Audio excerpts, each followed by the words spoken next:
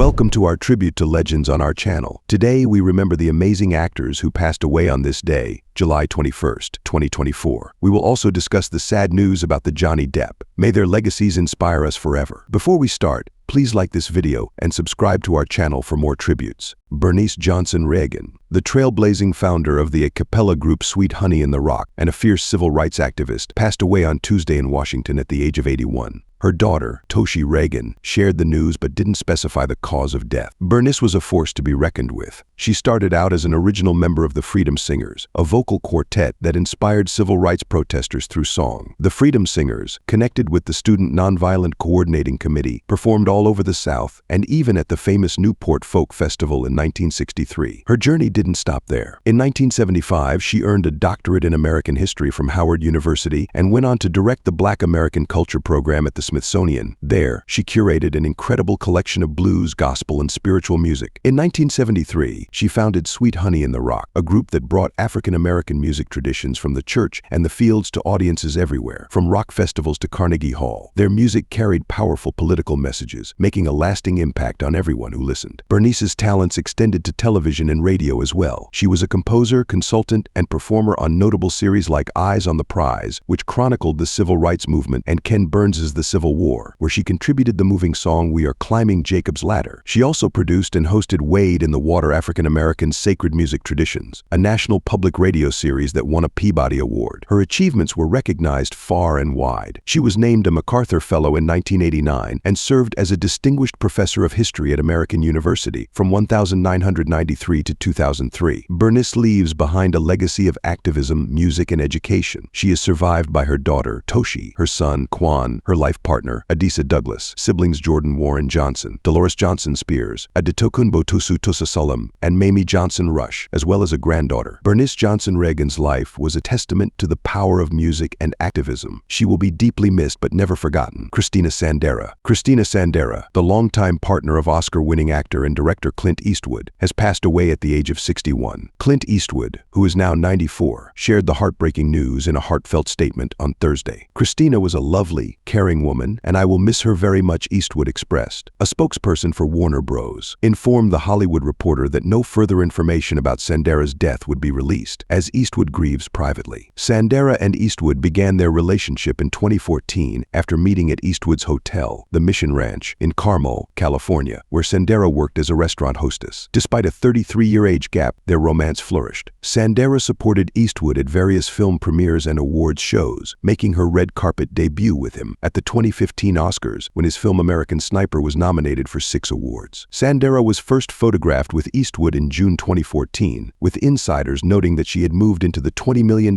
mansion he had built for his ex-wife Dina Eastwood. Their relationship began a year after Eastwood's divorce from Dina, which ended a 17-year marriage. Before her relationship with Eastwood, Sandera was married to Paul Wainscott in 2003 for just 11 months. Their tumultuous union involved incidents of domestic battery, with Sandera being arrested after a violent altercation in 2002. Despite the rocky start, they married but ultimately divorced in 2003 following continued conflicts. Eastwood is the father of 8 children with 6 different women. His children include Morgan Eastwood, 27, with Dina Allison, 52, and Kyle, 56, with Maggie Johnson Laurie Murray, 70, Kimber Lynn, 59, with Roxanne Tunis Scott and Catherine, 36, with Jacelyn Reeves and Francesca Eastwood, 30, with Francis Fisher. Eastwood's extended family includes numerous grandchildren, with the eldest being Laurie's 41-year-old son Lowell Thomas Murray IV, a fitness trainer and former contestant on The Bachelorette. His youngest grandchild, 6-year-old Titan, is the son of Francesca Eastwood and actor Alexander Wraith. As Clint Eastwood navigates this difficult time, the world mourns with him, honoring the memory of Christina Sandera and the love they shared. Taylor Wiley. Taylor Wiley, the beloved star of Hawaii Five-0 and a former sumo wrestler, passed away at the age of 56. Known for his role as the lovable Kamikana Tupuola in both Hawaii Five-0 and Magnum Pi, Wiley's death was confirmed by the show's executive producer, Peter M. Lenkov. Peter Lenkov took to Instagram to share his heartbreak, posting several tributes to his friend. He said, "I am devastated," heartbroken, alongside a photo of the two of them together. The news first broke on Honolulu's KITV4, but details about the cause of death are still unknown. Lena Girl Langi, a TV and radio personality, also expressed her sorrow on the show Island Life Live, saying she announced the news with a heavy heart as Wiley was a dear friend. Peter Lenkov, who worked closely with Wiley for many years, posted a touching video montage featuring photos and clips of the actor. He wrote, "You charmed me into making you a regular maturation on the show. And in my life, you were family. And I will miss you every day, brother." In a statement to the Associated Press, Lenkov highlighted Wiley's talent, saying, despite the fact that a lot of his Hawaii Five-0 and Magnum scenes featured his comedy skills, he was an incredible dramatic actor as well. He added, "I had developed a script a couple years back and wrote him a role and was hoping to put him in my next project. I just wanted to keep him close, not just as a friend, but as an artist. Devastated I won't get that opportunity." Wiley, born Tyler Tuli, portrayed Kamekona in Hawaii Five-0 from 2010 to 2020. And continued the role in the Magnum Pi reboot. He also made a memorable appearance as a hotel worker in the 2008 comedy Forgetting Sarah Marshall. Before his acting career, Wiley was a well-known sumo wrestler and even fought in the first UFC event in 1993. He became the first knockout victim in UFC history when a kick from Gerard Gordeau knocked out a tooth and ended the fight in just 26 seconds. Taylor Wiley is survived by his wife, Helona, and their 2 children. Johnny Depp. Reports about the death of Johnny Depp have been circulating online, but they are entirely false. Johnny Depp, the acclaimed actor known for his roles in Pirates of the Caribbean, Edward Scissorhands, and Finding Neverland, is very alive. This death hoax is another instance of the many false rumors that frequently target celebrities. It's important to verify news from credible sources before believing or sharing it. In this case, Johnny Depp is continuing his life and career as usual, engaging in various film projects and his music career. Let's celebrate his illustrious life and achievements instead of spreading misinformation. Johnny Depp, born on June 9,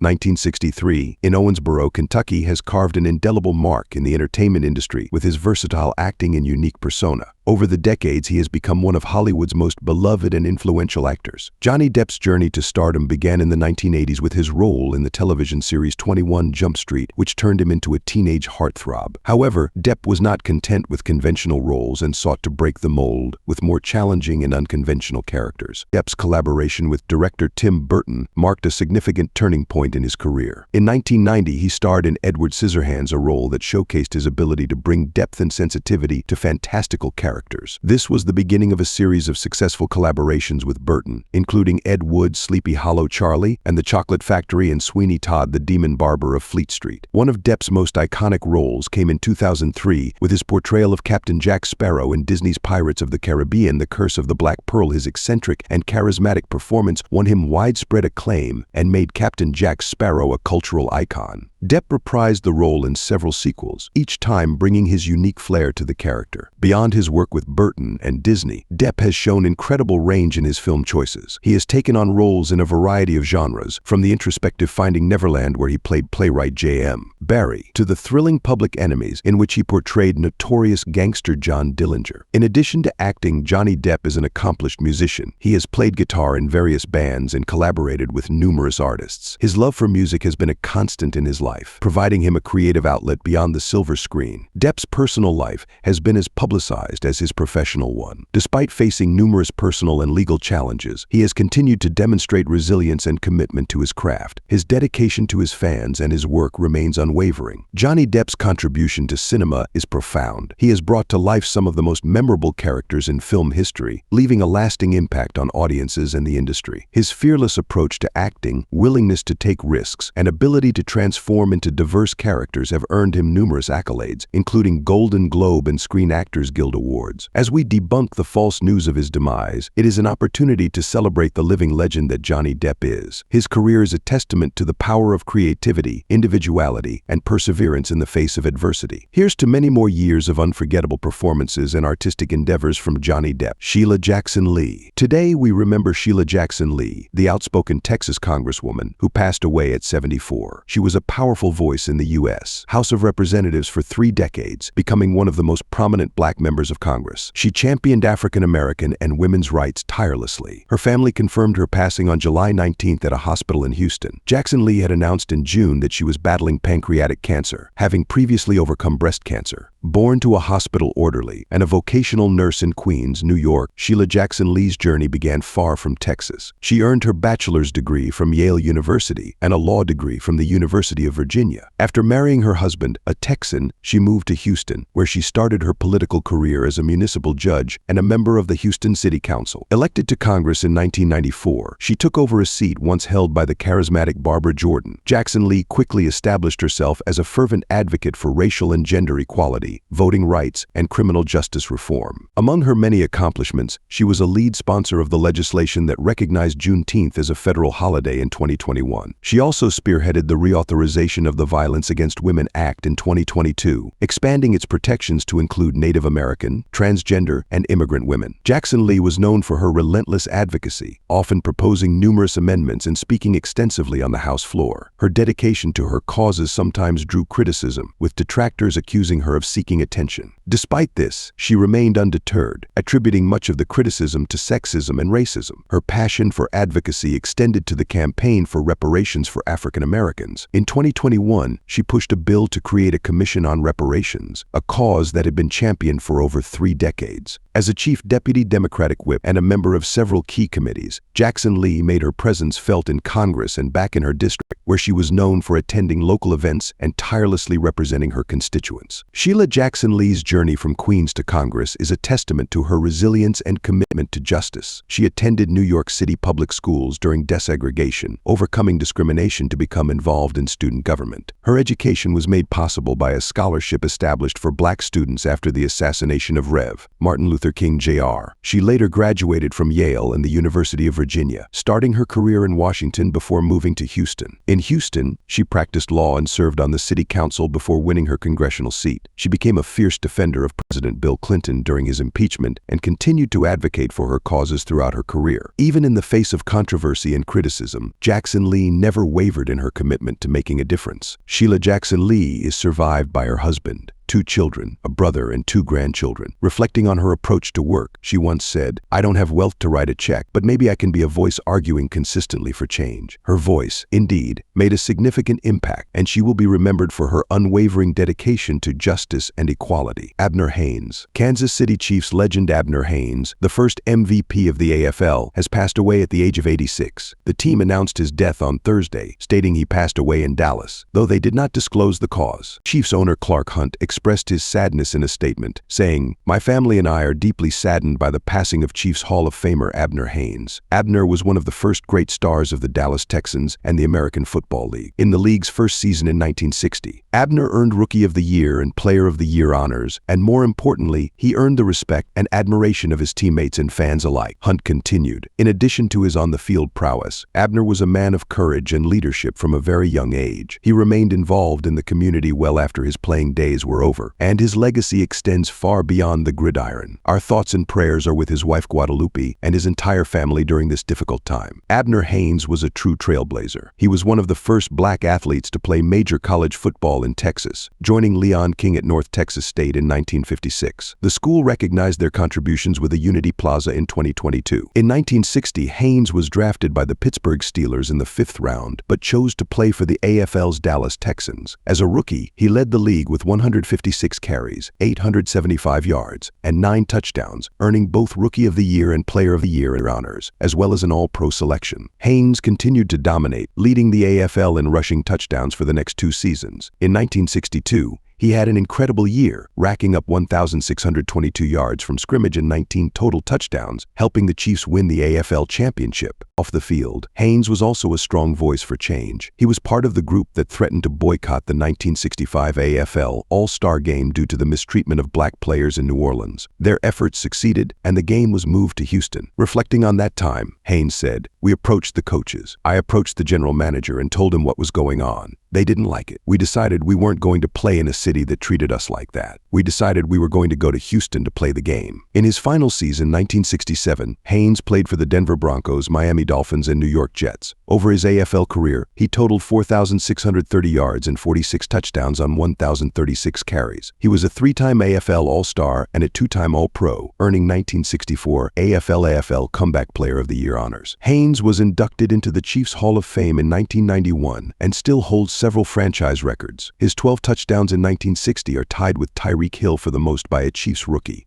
He also shares the record for most touchdowns in a single game with Jamal Charles, at 5. He ranks 6th on the Chiefs' all-time rushing yards list. Abner Haynes leaves behind a legacy of excellence and courage, both on and off the field. His impact on the game and the community will never be forgotten. Larry Vallon. Larry Vallon, the legendary L.A. concert executive who transformed the Universal Amphitheater into a regional powerhouse, sadly passed away at the age of 77. Vallon, whose career spanned 5 decades, died on July 14th due to complications from Alzheimer's, as confirmed by a representative from AAG. Starting out as a page on Bob Eubanks, the newlywed Game Vallon's journey in concert promotion saw him working with top promoters like Wolf and Rissmiller Concerts before founding his own firm, Larry Vallon Presents. His big break came when he spent 23 years at the firm that evolved into Universal Concerts and later House of Blues Concerts under the guidance of his mentor and Hollywood mogul, Lew Wasserman. Vallon booked some of the biggest names in music, including the Rolling Stones, Pink Floyd, and The Who, earning Pollstar's Talent Buyer of the Year award 4 times. Vallon's most notable achievement was renovating and running the Universal Amphitheater in the late 80s. Under his leadership, the venue hosted residencies by icons like Frank Sinatra and Linda Ronstadt and became a hotspot throughout the 90s for Latin and Spanish language music, with acts like Mana, Juanes, and Julio Iglesias, who played an incredible 18-date run there. In 2004, Vallon joined AEG and worked there for 15 years before retiring in 2019. Jay Marciano, now chief executive of AEG Presents, shared heartfelt words about Vallon, describing him as a friend, mentor, and the big brother he never had. He was the most positive person I have ever known, and he could really make me laugh. My life is so much better from having known him. Loved that man, Marciano said. Larry Vallon leaves behind his wife, Claudia, daughters Vanessa Vallon and Kelly Vallon Cicotti, and son-in-law Matt Cicotti. His legacy in the concert promotion world will be remembered and cherished by many. Happy Traum, a name that resonates deeply within the folk music community and beyond, has left us at the age of 86. Known for his collaboration with Bob Dylan, his contributions to the music world, and his ability to bring people together, Happy's legacy is one of joy, talent, and a true love for music. Years ago, while traveling in Europe, Happy stumbled upon a street musician playing guitar beautifully. The musician, attributing his skills to an instructional video series by a certain Yank in America, had no idea he was talking to the creator of that very series, Homespun Music Instruction, a venture Happy and his wife Jane had started. This chance encounter highlights the far-reaching influence of Happy Traum's work. On July 17th, Happy Traum passed away, with Rolling Stone reporting that cancer was the cause. The news has left a void in the hearts of many who knew and loved him. Cindy Cash Dollar, a close friend for over 40 years, said it best: he was ageless, with a little energy field around him. He was a very giving and buoyant person who really enjoyed life, so aptly named. Cash Dollar added, he really brought people together. Jorma Kaukonen, famed for his roles in Hot Tuna and Jefferson Airplane, shared heartfelt memories of his friendship with Happy and Jane. He couldn't pinpoint exactly when they met, only that it felt like an eternity of camaraderie and mutual respect. Kaukonen praised Happy's musicianship, describing how he played and sang with flawless expertise and love. Born in the Bronx on May 9, 1938, Happy Traum's musical journey began at the High School of Music Art, where he was initially an art student. It was here he discovered traditional American music and the sounds of Pete Seeger and Woody Guthrie. He picked up the guitar and 5-string banjo, eventually becoming a folk music counselor at a left-wing teenage camp in the Catskill Mountains. While attending New York University, Happy earned money by teaching guitar, which helped him pay for expenses and books. Happy was deeply embedded in the Washington Square Greenwich Village folk scene of the 1950s and 60s. His first studio recording in 1963 was a session that included legends like Bob Dylan, Pete Seeger, Phil Ochs, and the Freedom Singers. As a member of the New World Singers, Happy and his bandmates were given one of Dylan's earliest songs to record for the first time, Blowin' in the Wind. Living on the Upper West Side, Happy performed in Greenwich Village coffeehouses and formed friendships with Richie Havens, Tom Paxton, and of course Dylan. As Dylan's fame grew, Happy and Jane Traum often saw him perform at iconic clubs like the Gaslight and Gerd's Folk City. They eventually moved to Woodstock in 1967, where they reconnected with Dylan, who was recovering from his infamous motorcycle accident. In Woodstock, Happy and his brother Artie formed a duet, performing at the 1968 and 1969 Newport Folk Festivals and signing a contract with renowned manager Albert Grossman. They hosted a live monthly radio show, Bring It On Home, on WAMC Northeast Public Radio, and continued their partnership until Artie's death in 2008. Happy's career is filled with notable highlights. In 1971, he joined Dylan in the studio, contributing guitar, banjo, bass, and harmony vocals to songs like You Ain't Goin' Nowhere, Down in the Flood, I Shall Be Released, and Only a Hobo. These tracks appeared on Bob Dylan's Greatest Hits, Vol. 2 and later collections. In 1965, Happy wrote a best-selling guitar instruction book, Finger-Picking Styles for Guitar, which was the first of many. The Troms launched Homespun Tapes in 1967, creating a vast collection of music lessons that include DVDs, CDs, and downloads. Happy and Artie produced the successful folk album Mudacres Music Among Friends, which became a bestseller for Rounder Records, and they later produced and performed on 3 more albums under the collective title The Woodstock Mountains Review. Happy was also a frequent performer at Levon Helm's Midnight Ramble House concerts, with Helm recording Trom's song Golden Bird for his Grammy-winning album Electric Dirt. One particularly memorable story from Happy's life involves the Rolling Stones. In June 1978, Happy received a call from the manager of Bearsville Studios, who mentioned that some musicians needed an autoharp. Happy, sensing an opportunity, brought his autoharp to the studio, where he met Mick Jagger, Peter Tosh, and other notable musicians. Trom ended up playing the autoharp on a record and got to watch the Rolling Stones rehearse for their Some Girls tour. Happy Trom's ability to stumble into such incredible moments speaks to the wide reach he maintained throughout his life, musically, professionally, and personally. Wanda Fisher, host of the Hudson River Sampler on WMMC, encapsulates Happy's impact perfectly. I don't know anyone in the whole music business who didn't love Happy. He got along with everybody, played with everybody, was nice to everybody, and encouraged anyone who wanted to learn music. Happy Trom's life was a testament to the power of music and community. His contributions have inspired countless musicians and fans, and his legacy will continue to resonate. Rest in peace, Happy. Your music and spirit will live on.